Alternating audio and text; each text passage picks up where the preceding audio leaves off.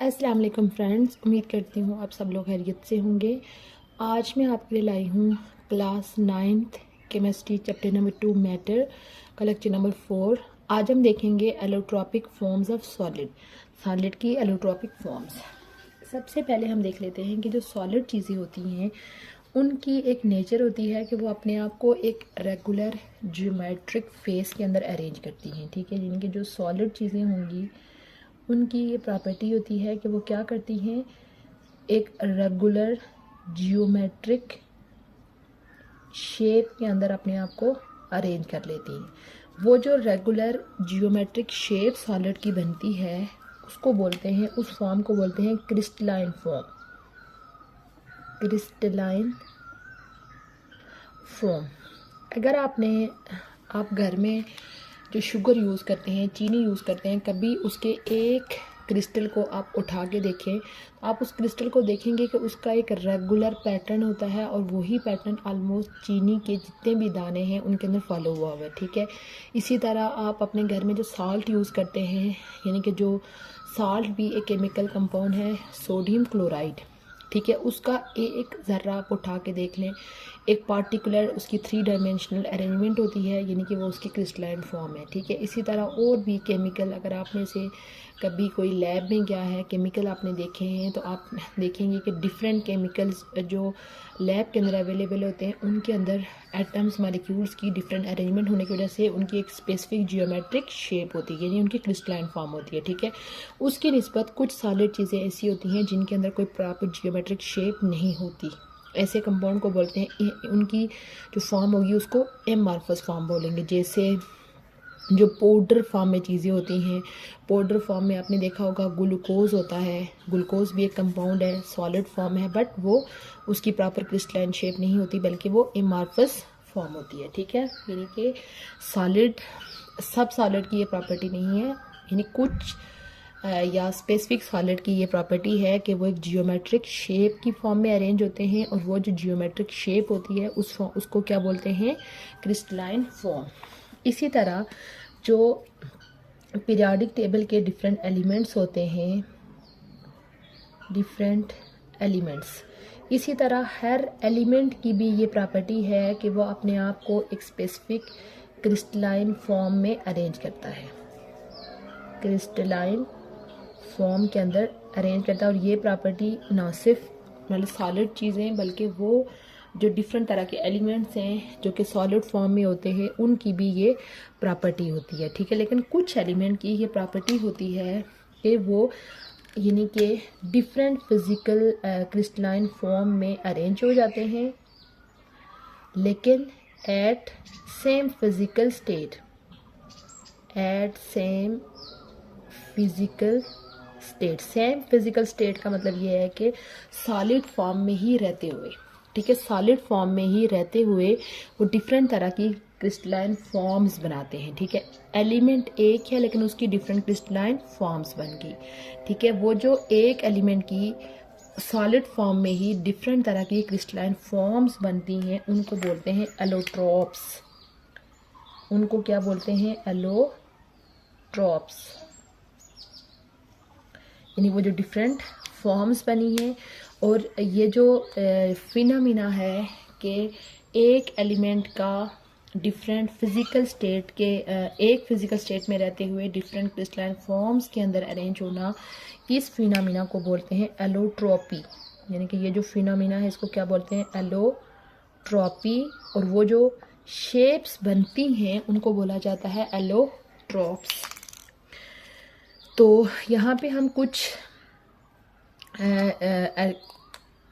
ले लेते हैं कुछ एलिमेंट्स जिनकी ये डिफरेंट एलोट्रॉपिक फॉर्म्स बनती हैं। जैसे सपोज अगर हम कार्बन की डिस्कस करें तो जो कार्बन है वो 3 एलोट्रॉपिक फॉर्म्स के अंदर एग्जिस्ट करता है। कार्बन जो है वो 3 एलोट्रॉपिक फॉर्म्स के अंदर एग्जिस्ट करता है। वो 3 एलोट्रॉपिक फॉर्म्स कौन सी हैं, डायमंड, इनके आपने नाम सुने होंगे, ग्रेफाइट, और तीसरा है फुलरनेस। ठीक है, कार्बन जो है इसका सिंबल होता है C, ये 3 डिफरेंट फॉर्म्स इसकी एलोट्रॉपिक फॉर्म्स होती हैं, डायमंड, ग्रेफाइट और फुलरनेस। इसी तरह हम एक और एलिमेंट देख लेते हैं। एक और एलिमेंट है टिन। टिन जो है वो 2 एलोट्रॉपिक फॉर्म्स के अंदर जो है वो एग्जिस्ट करता है। टिन का जो सिंबल होता है वो होता है SN। ये 2 एलोट्रॉपिक फॉर्म्स के अंदर एग्जिस्ट करता है, grey tin and white tin.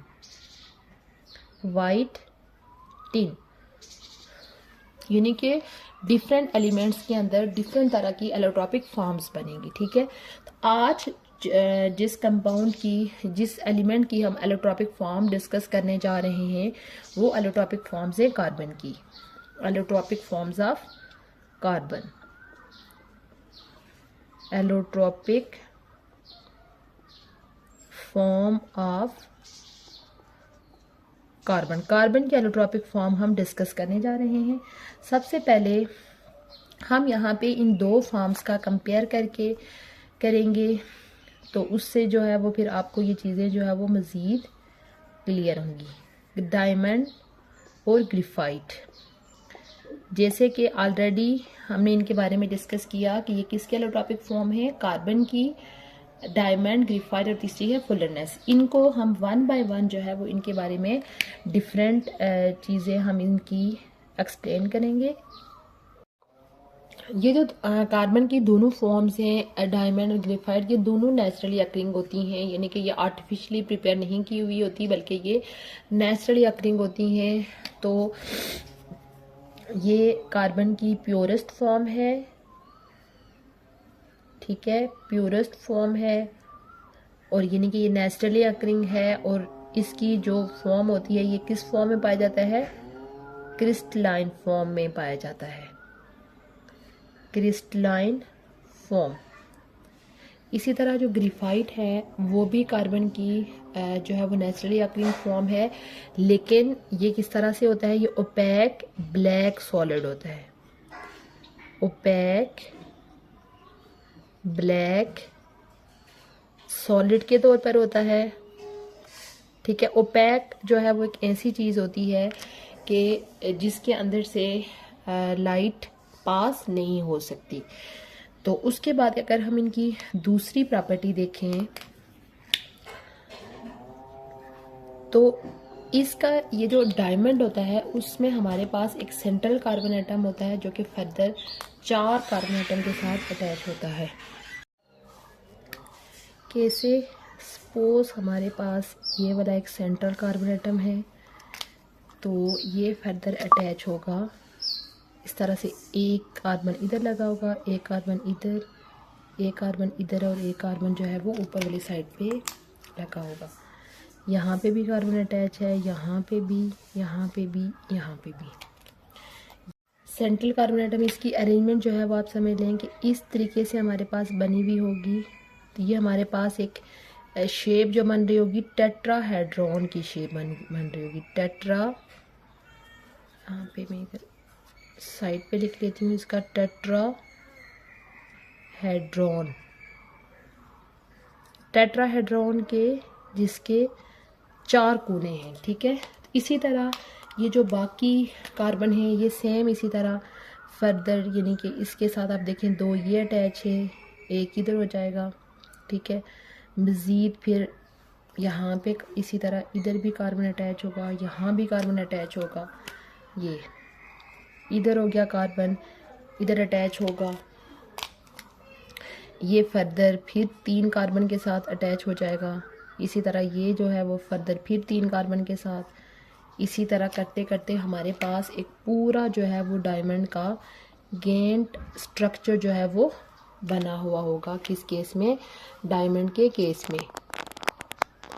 अब इसी तरह अगर हम ग्रेफाइट की बात करें तो ग्रेफाइट में हमारे पास जो एक कार्बन एटम होगा वो मज़ीद जो है वो 3 कार्बन एटम के साथ अटैच होगा।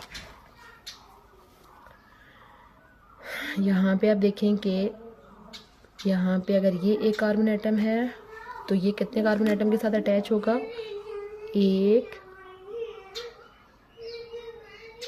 2 और 3। इस तरीके का जो है वो इसका स्ट्रक्चर बना हुआ होगा, यानी एक कार्बन एटम जो है वो 3 कार्बन एटम के साथ अटैच होगा इस केस में, ग्रेफाइट के केस में। जबकि यहाँ पे एक कार्बन एटम जो है वो कितने कार्बन एटम के साथ अटैच होगा, 4 कार्बन एटम के साथ। तो अब ये जो इसकी लेयरिंग है कि एक कार्बन एटम जो है वो 3 कार्बन एटम के साथ अटैच होगा, तो ये हमारे पास एक इस तरह की शेप यहाँ पे बनी हुई होती है। यहाँ पे एक हेक्सागोन शेप जो है वो बनी हुई होती है। यहाँ पे हमारे पास इस तरह की हेक्सागोन शेप बनती हैं। तो होता इसमें ओवरऑल बेसिक पैटर्न यही होता है कि एक कार्बन एटम जो होता है वो 3 कार्बन एटम के साथ अटैच होता है इस तरह से। ये हमारे पास लेयरिंग होती है, जैसे सपोज देखें ये एक लेयर है, फिर उसके नीचे दूसरी लेयर है, फिर उसके नीचे तीसरी लेयर है। इस टाइप की जो है वो इनकी अरेंजमेंट हुई हुई होती है। यहाँ पे जैसे टेट्राहेड्रॉन्स बन जाते हैं, तो यहाँ पे हमारे पास क्या बनते हैं, हेक्सागोन बनते हैं, जो कि एक दूसरे के साथ इनकी जो है वो इसका जो स्ट्रक्चर होता है वो लेयर्ड स्ट्रक्चर होता है। लेयर्ड स्ट्रक्चर होता है, यानी लेयर जो है वो एक दूसरे के ऊपर अरेंज हुई हुई होती हैं। और इसी तरह एक लेयर का दूसरी लेयर के साथ यानी पैरेलल वे में, जैसे सपोज के जैसे ये मार्कर्स की मैंने एग्जांपल दी, ये जैसे ये एक दूसरे के ऊपर ऐसे अरेंज हैं, पैरेलल जा रहे हैं, सेम इसी तरह इन लेयर्स की अरेंजमेंट होती है। और एक लेयर और दूसरी लेयर के दरमियान फोर्स ऑफ अट्रैक्शन होती हैं। यहाँ से इस तरह से एक लेयर जो है वो दूसरी लेयर के साथ अटैच होती है। ये जो फोर्सेस होती हैं इनको बोलते हैं वेंडरवाल फोर्सेस। वेंडरवाल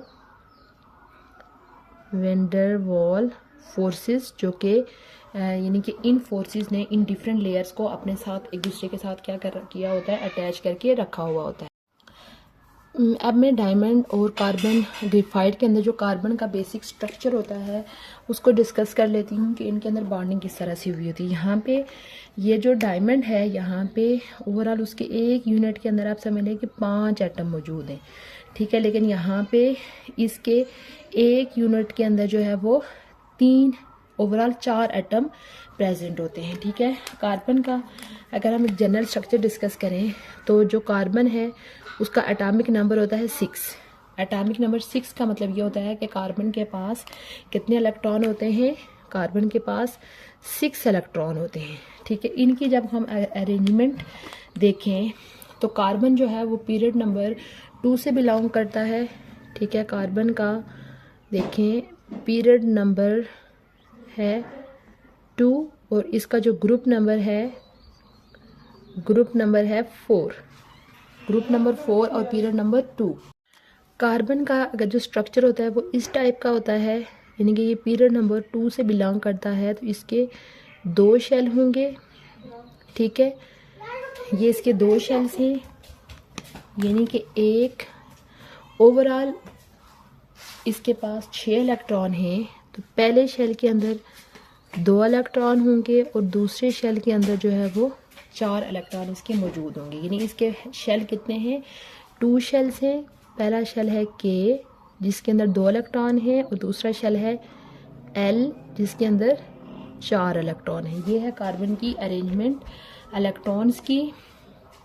तो ये जो है अगर आपने इसके बारे में पहले पढ़ा हो तो ये जो पीरियड नंबर होता है वो हमें बताता है कि किसी एलिमेंट के कितने शेल्स होंगे। देखिए इसके 2 शेल्स हैं, पीरियड नंबर 2 से बिलोंग कर रहा है। और जो ग्रुप नंबर होता है वो हमें ये बताता है कि किसी एटम के जो सबसे बाहर वाला शेल होता है उसमें कितने इलेक्ट्रॉन होंगे। तो उसकी ये ग्रुप नंबर 4 से बिलोंग करता है, तो वहाँ पे कितने इलेक्ट्रॉन हैं, 4 इलेक्ट्रॉन।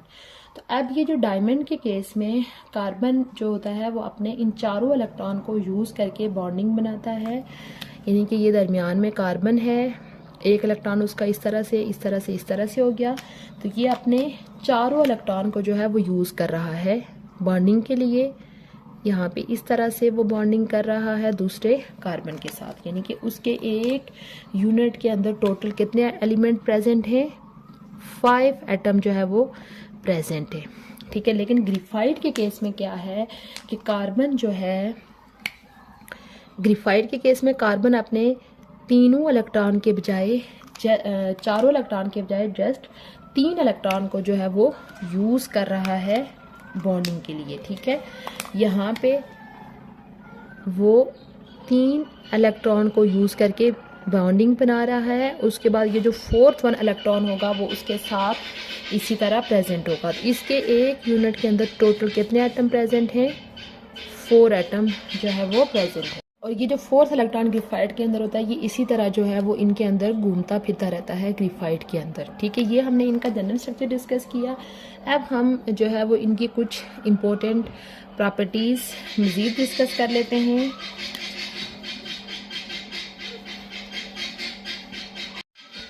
ये जो डायमंड का हमने 3 डायमेंशनल स्ट्रक्चर डिस्कस किया है कि एक इलेक्ट्रॉन जो है वो फर्दर एक कार्बन एटम जो है वो फर्दर 4 मज़ीद कार्बन एटम के साथ अटैच होता है। ये जो इसका जो यूनिक स्ट्रक्चर होता है, ये यूनिक स्ट्रक्चर कार्बन को इतनी स्टेबिलिटी देता है कि कार्बन को बोला जाता है डायमंड को कि ये बहुत ज़्यादा हार्डेस्ट मटेरियल है, यानी स्टेबिलिटी टू डायमंड, यानी कि ये क्या चीज़ डायमंड को स्टेबिलिटी दे रही है, उसका ये जो 3 डायमेंशनल एटम्स का पैटर्न है, ये इसको इतनी स्टेबिलिटी देता है कि कार्बन को बोला जाता है कि hardest substance on the earth.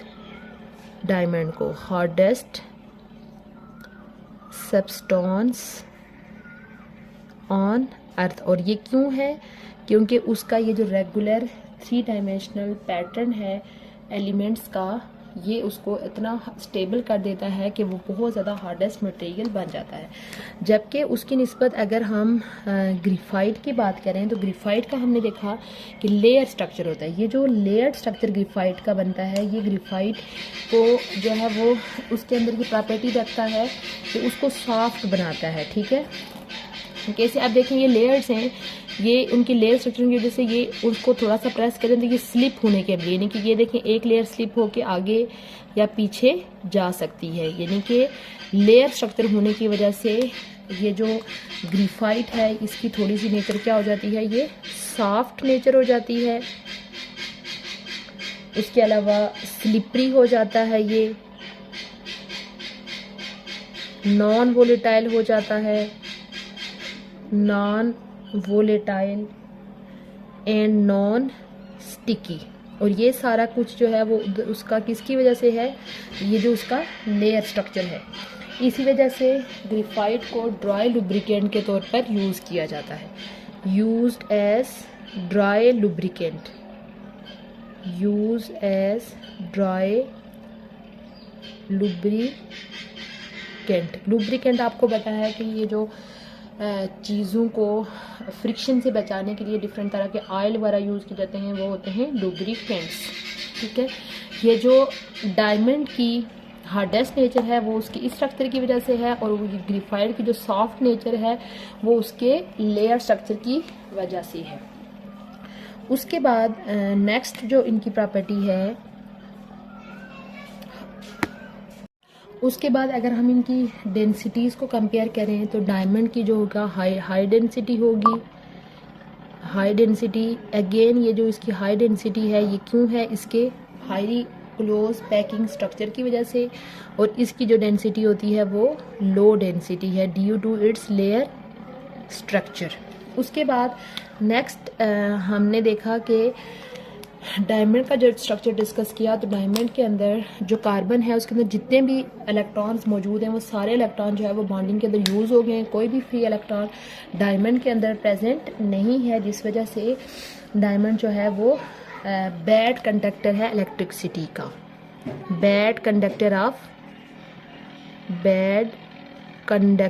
Of electricity. क्योंकि इलेक्ट्रिसिटी और हीट पास करने के लिए 2 चीज़ों का होना ज़रूरी है, या तो किसी एटम के अंदर जो है वो फ्री इलेक्ट्रॉन प्रेजेंट हो या उसके अंदर चार्जेस प्रेजेंट हो। अब ये जो डायमंड का स्ट्रक्चर है उसके अंदर ना तो कोई फ्री इलेक्ट्रॉन प्रेजेंट है क्योंकि उसके जितने भी इलेक्ट्रॉन थे वो सारे बॉन्डिंग में यूज़ हो गए, और ना ही उसके अंदर कोई चार्जेस क्रिएट होते हैं, जिसकी वजह से जो डायमंड है वो बैड कंडक्टर होता है इलेक्ट्रिसिटी का, ठीक है। लेकिन अगर हम ग्रेफाइट को देखें तो ग्रेफाइट जो है वो गुड कंडक्टर है इलेक्ट्रिसिटी का, क्योंकि उसके अंदर फ्री इलेक्ट्रॉन प्रेजेंट है। ये जो है वो गुड कंडक्टर है, गुड कंडक्टर। तो गुड कंडक्टर होने की जो रीज़न है वो भी मैं ऑलरेडी डिस्कस कर चुकी हूँ कि ग्रेफाइट के अंदर एक एक्स्ट्रा इलेक्ट्रॉन प्रेजेंट होता है जो कि अटैच नहीं होता, यानी कि जो फ्री इलेक्ट्रॉन्स होता है वो इसी तरह इनकी लेयर्स के दरमियान इधर उधर जो है वो घूमता फिरता रहता है। हर कार्बन का ज़रा अलग एक फ्री अलग देखें, ये जो कार्बन है इसका अलग फ्री इलेक्ट्रॉन होगा, इसका अलग, इसका अलग, इसका अलग, यानी कि डिफरेंट कार्बन्स के जब बहुत सारे फ्री इलेक्ट्रॉन इसकी पूरे ग्रेफाइट के स्ट्रक्चर में घूम फिर रहे होंगे तो वो जब ग्रेफाइट के अंदर से इलेक्ट्रिसिटी पास हो जाएगी तो वो आसानी से वहाँ से इलेक्ट्रिसिटी पास हो जाएगी। और वो इलेक्ट्रिसिटी पास होने की मेन रीज़न क्या है, ग्रेफाइट के अंदर मौजूद फ्री इलेक्ट्रॉन, जो कि यहाँ पे हमने डिस्कस किया था कि एक इलेक्ट्रॉन फ्री बच जाता है जो कि बाइंडिंग में हिस्सा नहीं लेता। इसी वजह से ओवरऑल ये गुड कंडक्टर है। इसी वजह से इसको इलेक्ट्रोप्लेटिंग के तौर पर, इलेक्ट्रोप्लेटिंग और जो ड्राई सेल होते हैं, आगे हम डिटेल में वो चैप्टर जब हम इलेक्ट्रोप्लेटिंग जो इलेक्ट्रोलाइटिक कंडक्शन का चैप्टर पढ़ेंगे उसके अंदर जो है वो ग्रेफाइट को एज अ इलेक्ट्रोड यूज़ की जाए। यानी गुड कंडक्टर होने की वजह से ग्रेफाइट को एज अ इलेक्ट्रोड यूज़ किया जाता है, एज अ इलेक्ट्रोड यूज़ किया जाता है। कहाँ पे, इलेक्ट्रोप्लेटिंग में और ड्राई सेल के अंदर। उसके बाद नेक्स्ट इनकी जो प्रॉपर्टी है, नेक्स्ट प्रॉपर्टी है कि अगर हम ये जो है डायमंड के ऊपर जब लाइट, अगर हम इसको लाइट में रखें तो इसका हाई रिफ्रैक्टिव इंडेक्स होता है, high refractive index and dispersion power.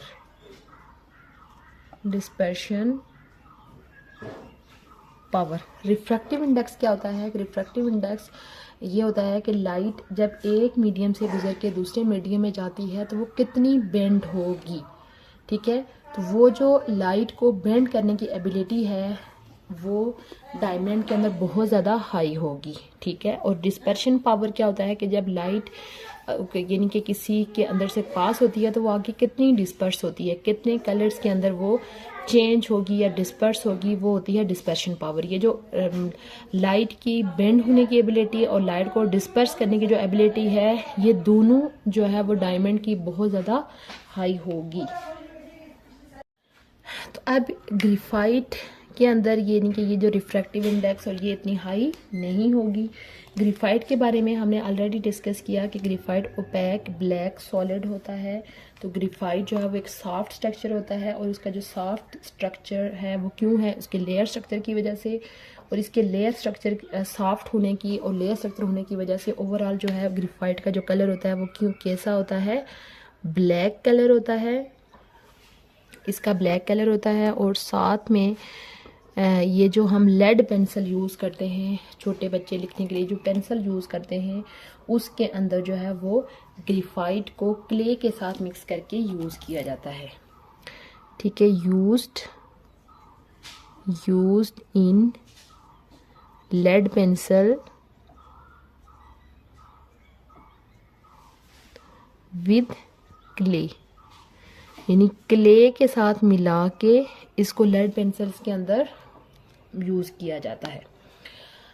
Overall इस लेक्चर का सम अप कर लेते हैं कि ओवरऑल हमने देखा कि जितने भी सॉलिड चीज़ें होती हैं उनकी ये एबिलिटी होती है कि वो अपने आप को एक प्रॉपर जियोमेट्रिक शेप के अंदर अरेंज करती हैं। वो जो जियोमेट्रिक शेप सॉलिड की बनती है उसको बोलते हैं क्रिस्टलाइन फॉर्म। इसी तरह एलिमेंट्स की भी ये प्रॉपर्टी होती है कि वो अपने आप को डिफरेंट क्रिस्टलाइन फॉर्म के अंदर अरेंज करती हैं। कुछ एलिमेंट्स के अंदर की प्रॉपर्टी होती है कि वो एक ही फिजिकल स्टेट में रहते हुए अपने आप को डिफरेंट क्रिस्टलाइन फॉर्म में अरेंज करेंगी। वो जो डिफरेंट क्रिस्टलाइन फॉर्म्स बनती हैं उनको बोलते हैं एलोट्रॉप्स और इस ओवरऑल फिनोमेना को बोलते हैं एलोट्रॉपी। कार्बन के हमने देखा 3 एलोट्रॉपिक फॉर्म्स हैं, डायमंड, ग्रेफाइट और फुलरनेस, और टिन की 2 हैं। और इसी तरह डिफरेंट एलिमेंट्स की डिफरेंट हैं। यहाँ पे हमने कार्बन की 2 एलोट्रॉपिक फॉर्म को डिस्कस किया, डायमंड और ग्रेफाइट को। डायमंड हमने देखा कि दोनों ये फॉर्म्स नेचुरली अकरिंग हैं। डायमंड जो है वो ट्रांसपेरेंट होता है जबकि ग्रेफाइट जो है वो ओपैक ब्लैक सॉलिड है। इनके स्ट्रक्चर की बात करें तो डायमंड का जो स्ट्रक्चर होता है उसमें central carbon atom further 4 carbon atom के साथ अटैच होता है, जबकि यहाँ पे एक कार्बन एटम जो है वो 3 कार्बन एटम के साथ फर्दर अटैच होता है। ओवरऑल डायमंड के अंदर हमने देखा कि कोई भी फ्री इलेक्ट्रॉन प्रेजेंट नहीं होता, जितनी भी इलेक्ट्रॉन उसके आउटर मोस्ट शेल में होते हैं सारे बॉन्डिंग में यूज़ होता जाते हैं। जबकि ग्रेफाइट में हमने देखा कि एक फ्री इलेक्ट्रॉन प्रेजेंट होता है जो कि बॉन्डिंग में पार्टिसिपेट नहीं करता। डायमंड के इस स्ट्रक्चर की वजह से डायमंड की स्टेबिलिटी बहुत ज़्यादा होती है, जो कि हार्डेस्ट मटेरियल है अर्थ के ऊपर। जबकि इसका जो है ग्रेफाइट, उसका लेयर स्ट्रक्चर होता है। लेयर स्ट्रक्चर होने की वजह से वो सॉफ्ट होता है, स्लिपरी होता है, नॉन वोलेटाइल, नॉन स्टिकी होता है, जिस वजह से उसको ड्राई लुब्रिकेंट के तौर पर यूज़ किया जाता है। इसकी डेंसिटी बहुत हाई होती है और उसकी डेंसिटी बहुत लो होती है। इसके अंदर कोई फ्री इलेक्ट्रॉन प्रेजेंट नहीं होता। ये बैड कंडक्टर है इलेक्ट्रिसिटी का, जबकि इसमें फ्री इलेक्ट्रॉन प्रेजेंट होते हैं, इस वजह से ये गुड कंडक्टर है इलेक्ट्रिसिटी का। इसका रिफ्रैक्टिव इंडेक्स और डिस्पर्शन पावर बहुत ज़्यादा हाई होती है। ग्रेफाइट का ब्लैक कलर होता है, ब्लैक कलर होने की वजह से उसको लेड पेंसिल में क्ले के साथ मिक्स करके यूज़ किया जाता है। ये था हमारा लेक्चर नंबर 4। उम्मीद करती हूँ आपको आज का लेक्चर अच्छा लगा होगा। इंशाल्लाह बहुत जल्द मैं न्यू टॉपिक के साथ हाजिर होंगी। तब तक के लिए अल्लाह हाफिज़।